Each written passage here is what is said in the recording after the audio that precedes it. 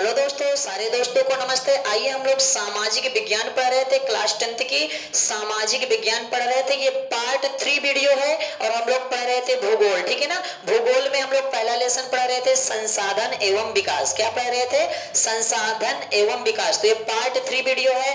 Part 1, 2 में हमने board exam के जितने भी इंपॉर्टेंट प्रश्न थे हमने बता दिए। तो ये पार्ट आपके 3 में 4 क्वेश्चन इंपॉर्टेंट है जो कि इनमें से बोर्ड एग्जाम में बिल्कुल क्लियर है कि पूछा जाएगा। तो आप लोग इसको बहुत ध्यान से सुनेंगे। और ये हमारा व्हाट्सएप नंबर है। अगर आप इस व्हाट्सएप नंबर पे मैसेज करते हैं ना, तो ये सेम लेक्चर की सेम नोट्स आपको हम भेज देंगे, ठीक है ना। सेम लेक्चर की सेम नोट्स आपको भेज देंगे। आप किसी भी कोने में हो, किसी भी जिला में हो, यूपी बोर्ड से संबंधित जितने भी बच्चे हैं उनकी बात कर रहे हैं। तो ये नंबर है 760 72 73 355। चलिए आइए प्रश्न देखते हैं। तो पहला प्रश्न है भूगोल से, ठीक है ना, संसाधन एवं विकास से। तो पहला प्रश्न है कि लाल मृदा तथा लेटराइट मृदा में क्या अंतर है। यानी मृदा मतलब मिट्टी, तो यानी लाल मृदा और लेटराइट मृदा में क्या अंतर है। तो चलिए हम लोग बात करते हैं। सबसे पहले लाल मृदा की बात करते हैं। किसकी मृदा की? लाल मृदा की बात करते हैं। देखिए इस मृदा में, यानी लाल मृदा में, इस मृदा में लोहांश की मात्रा, जी हाँ, इस मृदा में लोहांश की मात्रा अधिक होने के कारण इस मिट्टी का रंग लाल होता है। लाल मिट्टी का रंग क्यों लाल होता है? क्योंकि इसमें लोहांश की अधिकता पाई जाती है, ठीक है ना। इस मिट्टी में लोहांश की मात्रा अधिक होने के कारण इस मिट्टी का रंग लाल होता है। किस मिट्टी का रंग? लाल मिट्टी का। किसके कारण? इसमें लोहांश की मात्रा अधिक पाई जाती है, ठीक है ना। तो ये लाल मिट्टी का रंग किसके कारण लाल होता है? लोहांश की मात्रा अधिक होने के कारण इसका रंग क्या होता है? लाल होता है, ठीक है ना। अब देखिए ये अनेक राज्यों में पाई जाती है। जैसे ये लाल मृदा जी अनेक राज्यों में पाई जाती है, ठीक है ना। जैसे ये तमिलनाडु हो गया, कर्नाटक हो गया, आंध्र प्रदेश हो गया, ओडिशा हो गया। तमिलनाडु हो गया, कर्नाटक हो गया, आंध्र प्रदेश हो गया, ओडिशा, इन राज्यों में पाई जाती है। कहाँ? तमिलनाडु, कर्नाटक, आंध्र प्रदेश, ओडिशा तथा झारखंड, तो कौन कौन से क्षेत्रों में पाई जाती है? ये तमिलनाडु हो गया, ओडिशा हो गया, झारखंड हो गया, आंध्र प्रदेश हो गया, ठीक है ना। इन राज्यों में ये मिट्टी पाई जाती है। कहाँ कहाँ हो गया लाल मिट्टी? तमिलनाडु, कर्नाटक, आंध्र प्रदेश, ओडिशा, झारखंड। तमिलनाडु, कर्नाटक, आंध्र प्रदेश, ओडिशा, झारखंड, इन राज्यों में लाल मृदा पाई जाती है, ठीक है ना। फिर उसके बाद अगला ही प्रश्न है कि लेटराइट मृदा में क्या अंतर है। मतलब लाल मृदा और लेटराइट मृदा। देखिए लेटराइट मृदा जो होती है ना, ये पहाड़ी क्षेत्रों में पाई जाती है। कहाँ पाई जाती है? लेटराइट, इसकी सेम नोट्स हम आपको भेज देंगे। लेटराइट मृदा पहाड़ी क्षेत्रों में पाई जाती है तथा ऊंची समतल भूमि पर पाई जाती है। मतलब पहाड़ी क्षेत्र होगा, ऊंचा होगा, लेकिन भूमि समतल होगी, ठीक है ना, समतल होगी। तो ये जो लेटराइट मृदा है ना, ये पाई जाती है पहाड़ी क्षेत्रों में, ऊंची तथा समतल भूमि पर ये पाई जाती है, ठीक है ना। और ये मृदा गर्म, जहां गर्म स्थान होते हैं वहां, और जहां वर्षा अधिक होती है उन जलवायु वाले स्थानों पर पाई जाती है। ये जो लेटराइट मृदा होती है गर्म वाले स्थानों पर तथा जहां अधिक वर्षा होते हैं उन जलवायु वाले स्थानों पर ये लेटराइट मृदा पाई जाती है। मतलब गर्म भूमि वाले क्षेत्रों में और अधिक वर्षा वाले जलवायु क्षेत्रों में यह लेटराइट मृदा पाई जाती है। और इसमें बॉक्साइट और एल्यूमिनियम की अधिकता पाई जाती है। मतलब इस मिट्टी में, लेटराइट मिट्टी में बॉक्साइट और एल्यूमिनियम, ठीक है ना, एल्यूमिनियम होता है, एल्यूमिनियम, बॉक्साइट की मात्रा अधिक होती है और एल्यूमिनियम की मात्रा अधिक होती है। किस मिट्टी में? लेटराइट मृदा में, ठीक है ना। और इसमें अगर हमको खेती करना हो तो खाद की अधिक आवश्यकता पड़ती है, ठीक है ना, और उर्वरक शक्ति की अधिक आवश्यकता पड़ती है, क्योंकि पठारी क्षेत्रों में पाई जाती है तो यहाँ की उर्वरक शक्ति बिल्कुल नष्ट होती है। तो अगर इस मिट्टी में, यानी लेटराइट मिट्टी में अगर हमको कृषि करना है, खेती करना है, तो हम लोगों को जानते हो किसकी जरूरत पड़ेगी? अधिक खाद की जरूरत पड़ेगी और अधिक मात्रा में उर्वरक शक्ति, मतलब अलग अलग प्रकार की उर्वरक शक्ति जब हम देंगे ना, तो मिट्टी में ताकत आएगी, एनर्जी आएगी, तब जाके वो कुछ ना कुछ अनाज पैदा करेगी। तो क्या समझ में आया? लाल मृदा जो है इसका रंग लोहांश की मात्रा अधिक होने के कारण इसका रंग लाल होता है, ठीक है ना। ये कई राज्यों में पाई जाती है, मैंने बता दिया। फिर लेटराइट मृदा क्या होती है? ये पहाड़ी क्षेत्रों में पाई जाती है, ऊंचे समतल भूमि पर पाई जाती है, गर्म स्थानों पर पाई जाती है, अधिक वर्षा वाले जलवायु वाले क्षेत्रों में पाई जाती है, ठीक है ना। काली मिट्टी की 4 विशेषताएं बताना है। क्या बताना है? काली मिट्टी की 4 विशेषताएं बताना है। तो देखिए काली मिट्टी की 4 विशेषता, पहला नंबर तो काली मिट्टी में नमी धारण करने की क्षमता बहुत अधिक होती है। क्या धारण करने की? नमी। जैसे अगर काली मिट्टी है, आप इसमें पानी डाल दीजिए तो ये काफी दिनों तक नम रहेगी मिट्टी, मतलब कि गीली रहेगी, मतलब सूखेगी नहीं तुरंत। समझ रहे ना? जैसे बलुई मिट्टी होती है ना, पानी डाल दीजिए वो सूख जाती है। तो ये क्या है? काली मिट्टी की 4 विशेषता है। तो पहली विशेषता हो गई कि काली मिट्टी में नमी धारण करने की क्षमता अधिक होती है। कौन धारण? नमी धारण करने की।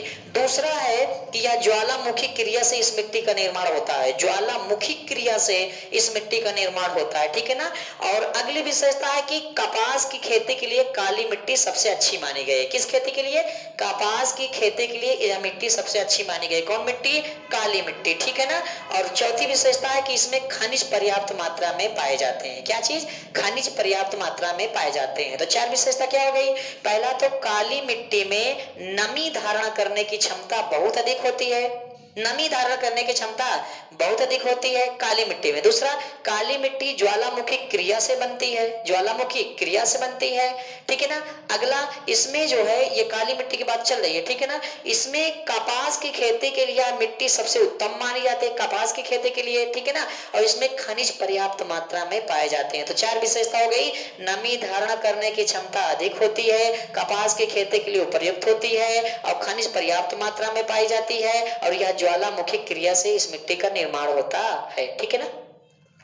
फिर देखिए अगला प्रश्न है, मृदा अपरदन से क्या तात्पर्य है? मृदा का मतलब मिट्टी, और अपरदन मतलब होता है नष्ट हो जाना या कट जाना। अपरदन मतलब क्या होता है?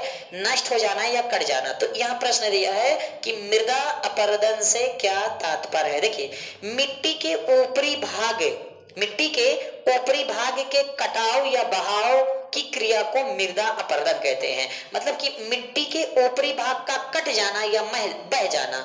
मिट्टी के मतलब भूमि, भूमि के ऊपरी भाग का, ठीक है ना। मिट्टी मतलब भूमि, मिट्टी के ऊपरी भाग का यानी भूमि के ऊपरी भाग का कट जाना या बह जाना मृदा अपरदन कहलाता है। अब आप समझ सकते हैं कि अगर मिट्टी बहेगी तो किसके कारण? वर्षा के कारण यानी जल के कारण। और अगर मिट्टी उड़ेगी या मतलब कि एक स्थान से दूसरे स्थान पर जाएगी तो पवन मतलब हवा के कारण यानी तेज हवा के कारण। तो मिट्टी का कटना या बहना 2 तरीके से होता है, एक वर्षा के कारण अर्थात जल के कारण होता है, और एक हवा अर्थात पवन ऊर्जा के कारण होता है। तो मिट्टी के ऊपरी भाग का कट जाना या बह जाना या उड़ कर एक स्थान से दूसरे स्थान पर चले जाना मृदा अपरदन कहलाता है। मृदा का मतलब होता है मिट्टी के भूमि के ऊपरी भाग का मिट्टी का कट जाना या बह जाना। तो जानते हैं कभी कभी देखे होंगे कि हवा चलती है तो जो मिट्टी का ऊपरी जिसे कहते हैं गर्दा उड़ रहा है, जिसे कहते हैं गर्दा उड़ रहा है। कभी कभी तो लोग कॉमेडी में कहते हैं अबे पाउडर बढ़िया है यार, गजब के पाउडर है, भर ले बे, भर ले, एक एक बल्टी भरे चल। तो पाउडर जिसको बोलते हैं, पाउडर का मतलब जो मिट्टी होती है ना ऊपरी भाग गर्दा गर्दा हो जाता है ना, गर्दा गर्दा, ठीक है ना। तो वो हवा चली तो क्या होता है? हवा चलने से वो उड़ने लगते हैं। तो एक प्रकार से वो मृदा अपरदन है। वो क्या है? मृदा अपरदन है। या तो बारिश हुई तो बारिश में वो जो ऊपरी भाग होता है ना मिट्टी का जो गर्दा गर्दा हो जाता है वो बहने लगता है। तो ये क्या हो गई? मृदा अपरदन हो गया। तो समझ रहे हैं ना। तो मृदा अपरदन का मतलब होता है भूमि के ऊपरी भाग का कट जाना या बह जाना या उड़ कर एक स्थान से दूसरे स्थान पे चले जाना। तो बहेगी कैसे? वर्षा यानी जल के कारण। और एक स्थान से दूसरे स्थान पे कैसे जाएगी? वर्षा यानी जल के कारण या तो तेज हवा चलने के कारण। फिर यहाँ अगला प्रश्न आपका है कि मृदा संरक्षण क्या है? दिख नहीं रहा होगा, चमक रहा है। मृदा संरक्षण से के उपाय लिखिए, ये क्या तात्पर्य है, ठीक है ना। मृदा संरक्षण, संरक्षण देखिए संरक्षण का मतलब होता है मृदा की सुरक्षा करना यानी मृदा की रक्षा करना। क्यों रक्षा करना? ताकि मृदा सुरक्षित रहे, ना कटे, ना बहे, ना नष्ट हो, ना खराब हो। तो मृदा संरक्षण के उपाय बताइए कि मृदा सुरक्षित रहे, मृदा कटे ना, मृदा का मिट्टी का बहाव ना हो, मिट्टी का कटाव ना हो, मिट्टी का उड़ाव ना हो। तो इसके संरक्षण बताना है कि कैसे मिट्टी को सुरक्षित रखा जा सके, ठीक है ना।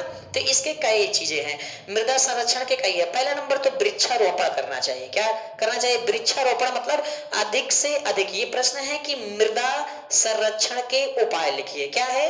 मृदा संरक्षण के उपाय लिखिए। तो देखिए मृदा संरक्षण का मतलब हो गया मिट्टी के कटने को रोकना, बहने को रोकना, उड़ने को रोकना, अर्थात मिट्टी की सुरक्षा करना। मिट्टी की सुरक्षा करना मृदा संरक्षण कहलाता है। मिट्टी की सुरक्षा करना, मिट्टी का बचाव करना मृदा संरक्षण कहलाता है। तो पहला कह रहा है कि इसके संरक्षण के उपाय लिखिए, मतलब किन किन उपायों द्वारा मिट्टी के कटाव या बहाव को रोका जा सकता है। देखिए पहला नंबर हो गया वृक्षारोपण। वृक्षारोपण का मतलब हो गया अधिक से अधिक वृक्ष लगाना। तो हम जितना अधिक से अधिक वृक्ष लगाएंगे उतना मृदा संरक्षण होगा। दूसरा हो गया खेतों के चारों ओर मेड़ बनाना। मेड़ का मतलब जैसे मान लीजिए खेत है ना, तो ये जो जिसको आप लोग डांड बोलते हैं, क्या बोलते हैं? डांड। तो डांड थोड़ा ऊंचे होना चाहिए ताकि बारिश ज्यादा हो तो मतलब कि मिट्टी बहकर एक स्थान से दूसरे स्थान पे ढलान क्षेत्रों में ना जा सके, क्योंकि पानी बहता कहाँ है? ढलान क्षेत्रों में बहता है। तो आपकी अगर ये जो मेड़ है ना, जिसको डांड बोलते हैं आप लोग, अगर देहातों में इसको डांड बोलते हैं, तो अगर ये ऊंचा रहेगा ना तो मिट्टी बहेगी नहीं। तो मेड़ बनाकर, मेड़ का मतलब कि खेतों के किनारे किनारे जो डांड होते हैं, मेड़ बोलते हैं इसको ऊंचा कर दिया जाए ताकि मिट्टी कटे ना। तो पहला क्या हो गया? वृक्षारोपण करके। दूसरा क्या हो? खेतों के चारों ओर मेड़ बनाकर, ठीक है ना, मेड़ बनाकर। फिर अगला हो गया कि पशुओं को खेतों से चरने से मना करना। जैसे खेत है, अगर उसमें पशु चर रहे हैं तो उनको मना करना। क्यों? क्योंकि अगर अधिक मात्रा में पशु खेत में चरेंगे तो जो उनके पैरों से होते हैं ना, जो खुर बोलते हैं, उससे जमीनें मतलब कि गड्ढा गुड्ढा होके जमीनें खुद जाती है, उसमें मिट्टी आ जाते हैं, निकल आ जाते हैं, वो बन जाते हैं। तो वो मिट्टी मतलब गर्दा का रूप धारण करता है, तो हवा चलेगी तब भी वो बह जाएगा, ठीक है ना, उड़ के स्थान से दूसरे स्थान पे चला जाएगा, और अगर बारिश होगी तभी बह जाएगा। तो समझ रहे ना। तो मतलब कि जानवरों को खेतों में चरने से रोकना या मना करना, जानवरों को खेतों में चरने से रोकना या मना करना, पशुओं को, ठीक है ना, पशुओं को खेतों में चरने से रोकना या मना करना। और चौथा हो गया कि मृदा का सर्वेक्षण किया जाए। सर्वेक्षण का मतलब पता लगाया जाए कि भाई आखिर ये मिट्टी यहाँ से कम क्यों हो रही है, बह क्यों रही है, उड़ क्यों रही है, उसको पता लगाया जाए। पता लगाने के बाद उस पर रोक लगा दिया जाए। तो मृदा संरक्षण के उपाय कितने हो गए? 4। पहला हो गया वृक्षारोपण करके, दूसरा हो गया कि खेत के चारों ओर मेड़ बना करके, तीसरा हो गया कि मतलब कि पशुओं को चरने से रोकना, और लास्ट हो गया कि सर्वेक्षण, मृदा का सर्वेक्षण करना, क्यों ये कट रही है, क्यों बह रही है। तो आपके कितने प्रश्न हो गए? 4 प्रश्न हो गए। पहला, लाल मृदा तथा लेटराइट मृदा में क्या अंतर है? तो हमने कहा कि लाल मृदा, इस मृदा में लोहांश की मात्रा अधिक होने के कारण इसका रंग लाल होता है। इस मात्रा में लोहांश की मात्रा अधिक होने के कारण इसका रंग लाल होता है, और ये अनेक राज्यों में पाई जाती है, जैसे तमिलनाडु हो गया, कर्नाटक हो गया, आंध्र प्रदेश हो गया, ओडिशा हो गया तथा झारखंड, ठीक है ना। तमिलनाडु, कर्नाटक, आंध्र प्रदेश, ओडिशा, झारखंड। लेकिन अगर लेटराइट मृदा की बात करें तो ये पहाड़ी क्षेत्रों में पाई जाती है। कहाँ पाई जाती है? पहाड़ी क्षेत्रों में पाई जाती है तथा ऊंचे समतल स्थानों पर पाई जाती है। गर्म वाले क्षेत्रों में ये मिट्टी पाई जाती है, गर्म वाले क्षेत्रों में, और अधिक वर्षा वाले जलवायु वाले क्षेत्रों में पाई जाती है। जहां अधिक वर्षा होती है ना, वहां ये मिट्टी पाई जाती है, ठीक है ना। और इसमें बॉक्साइड और एल्यूमिनियम की मात्रा अधिक होती है। लेटराइट मृदा में बॉक्साइड और एल्यूमिनियम की मात्रा अधिक होती है। और इस लेटराइट मृदा में खेती करने के लिए, फसल उगाने के लिए हम लोग को अधिक खाद की आवश्यकता होगी और अधिक उर्वरक शक्ति की आवश्यकता होगी, क्योंकि मिट्टी वहां की मतलब शक्तिहीन होती है, शक्तिशाली नहीं होती है। तो खाद डालेंगे, जैसे फसलों को अधिक पैदा करने के लिए, अनाजों को अधिक पैदा करने के लिए और सब्जियों को अधिक पैदा करने के लिए हम लोग क्या करते हैं? खाद डालते हैं, अनेक अनेक प्रकार की उर्वरक शक्तियां डालते हैं, ठीक है ना। फिर क्या है? काली मिट्टी की 4 विशेषता। तो हमने कहा ना, काली मिट्टी में नमी धारण करने की क्षमता अधिक होती है, यह ज्वालामुखी क्रिया से इसका निर्माण होता है, कपास की खेती के लिए अच्छी मानी सबसे उत्तम होती है, और खनिज पर्याप्त मात्रा में पाई जाती है। फिर मृदा संरक्षण के उपाय बताइए। हमने कहा मृदा संरक्षण का मतलब होता है मिट्टी के कटाव या बहाव को रोकना, समझ रहे हैं ना।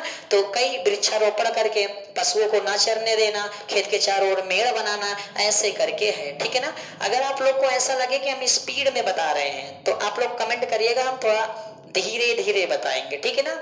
लेकिन हाँ, करना क्या है, यहां से आपको केवल समझना है, ठीक है ना। मैं क्या कह रहा हूं, यहां से आपको केवल समझना समझना है कि मैं क्या बता रहा हूं। और इस सेम लेक्चर की सेम नोट्स हमारे पास है, ठीक है ना। सेम लेक्चर की कहीं रखी है, अभी दिखाते हैं। तो सेम लेक्चर की सेम नोट्स हमारे पास है। अगर आप इस नंबर पे व्हाट्सएप नंबर यानी 760 72 73 355, अगर इस नंबर पे आप व्हाट्सएप मैसेज करेंगे, अपना नाम लिख के, क्लास लिख के, जिला लिख के, जो भी है कुछ भी लिख के, गांव लिख के अगर आप मैसेज करते हैं तो वो नंबर केवल हमारे पास रहेंगे, ठीक है ना। वो शो ऑफ नहीं होंगे क्योंकि आप मोबाइल पे करेंगे, तो हमारे पास वो नंबर रहेंगे। हम उस नंबर पे आपको जैसे जैसे पढ़ाते जाते हैं वैसे वैसे कंटिन्यू आपको नोट्स हम भेजते चले जाएंगे, ठीक है ना। आप उसे देखकर लिख सकते हैं, मोबाइल से पढ़ सकते हैं, या तो फिर फोटो कॉपी निकाल सकते हैं, निकलवा सकते हैं। तो ठीक है ना। ये कोचिंग सेंटर है माँ गायत्री कोचिंग सेंटर, मनोरी प्रयागराज। यहाँ ऑफलाइन क्लासे भी बेहतरीन तरीके से चल रही है। सुबह नौकरी का बैच चलता है, सेकंड टाइम एकेडमी 9-10 ये सारी बैच चलते हैं, बढ़िया।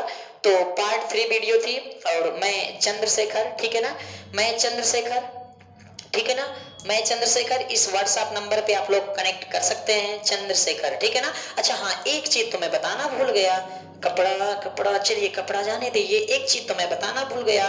देखिए हमारा जो YouTube चैनल है, ठीक है ना, चैनल का नाम है ना YouTube चैनल, चैनल का नाम है वो है शेखर, क्या है, शेखर राजपूत, ठीक है ना। शेखर राजपूत के नाम से हमारा चैनल है। अगर आप इस पे सर्च करेंगे तो हमारी YouTube की सारी वीडियो आपको आ जाएंगे। देखिए इसको सर्च करेंगे, हमारी फोटो आएंगी, फोटो पर क्लिक करेंगे तो ऊपर देखिए तमाम ऑप्शन दिए रहते हैं जिसमें वीडियो का ऑप्शन दिया होगा। तो वीडियो पर आप क्लिक करेंगे ना तो सारी की सारी वीडियो आ जाएगी। चैनल सर्च करेंगे, हमारी फोटो कहीं दिखेगी, फोटो पर क्लिक करेंगे, फिर ऊपर कहीं लिखा होगा वीडियो, वीडियो पर क्लिक करेंगे और जैसे वीडियो क्लिक करेंगे पूरी वीडियो हमारी जितनी हमने पढ़ा है उतना आ जाएगा, ठीक है ना। तो ये चैनल का नाम है, क्या नाम है, शेखर राजपूत, ये चैनल का नाम है, ठीक है ना। हमारा नाम है चंद्रशेखर, ठीक है ना। राजपूत का मतलब कुछ लोग साक्या लिखते हैं, ठीक है ना, कुछ लोग कोरी लिखते हैं, ठीक है ना। तो ये तीनों चीजें एक ही हैं, राजपूत हो गया, साक्या हो गया, कोरी हो गया, ये तीनों एक ही। कुछ लोग ये टाइटल डालते, कुछ लोग ये, कुछ लोग ये, हमने चैनल का ही टाइटल बना दिया ठीक है ना, कितना प्यारा चैनल है ना। तो आइए दोस्तों, ये बातें समझ में आ गई होगी और वीडियो में और बातचीत करेंगे। मुझे लगता है आपको भली भांति बेहतरीन तरीके से ये वीडियो समझ में आ गई। तो ये क्लास 10th की वीडियो है, बोर्ड एग्जाम के लिए है, बहुत ही प्यारी वीडियो है और इसको आप लोग जबरदस्त पढ़िए, ठीक है ना। और मैं चाहूंगा कि आप लोग अच्छे से पढ़िए, तरक्की करिए, आगे बढ़िए और जो भी समस्याएं आप हमसे शेयर करिए, इसको हम कंप्लीट करते हैं, सामाजिक विज्ञान और हिंदी, ठीक है ना।